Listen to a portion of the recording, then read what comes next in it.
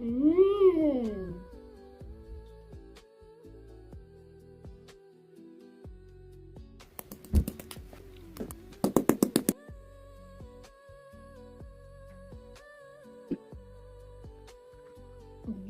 Salam dostlar, prenik hazırlayacağıq biz bu dəfə. Bunun üçün qaba 6 stəkan un əlavə etmişəm. Qalan 2 stəkanı isə saxlayırıq, sonda əlavə edəcəyik. 6 stəkan un, 2 stəkan şəkər tozu. Sadəcə bərəkət üçün çay qaşığının ucunda duz. Quru məhsulu yaxşı qarışdırırıq. Və 100 ml duru yağ. Dostlar, reseptdə əslində bunların yarısı qədərdir. Mən sadəcə çox olsun deyə bütün reseptləri onsuz da 2-yə, 3-ə vuraraq hazırlayıram. Deməli, un, şəkər tozu, çay qaşığının ucunda duz və 100 ml duru yağı qarışdırırıq hal-hazırda. İndi isə üzərinə 4 yumurtanın sarısını əlavə edirəm. Ağını saxlayıram üzəri üçün.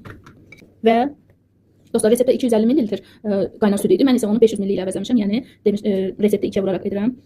Burada 2 stəkan yarım süd var. Qaynar əlavə edirik. Dostlar, 2 çay qaşığı soda əlavə edəcəyik. Siz bunu sirkədə öldürərək də əlavə edə bilərsiniz. Daha sonra isə unun qalan hissəsini də əlavə edib ələ yapışmayan yumuşaq xəmir yoğuracağıq.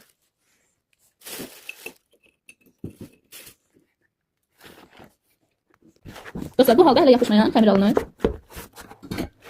Əlimizi azacıq yağlayıb bu cür toplar hazırlayırıq. Dostlar, preniklər göndərdik sobaya bişməyə. O müddətdə biz üzəri üçün beze hazırlayırıq. Beze üçün burada 4 yumurtanın ağı var. 4 yumurtanın ağı üçün mən 2 stəkan şəkər tozu istifadə edəcəm.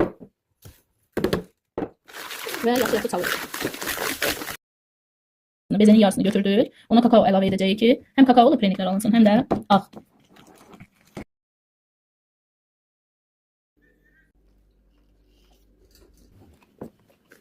Və bu halda preniklər bişdikdən sonra belə bezeye batırırıq.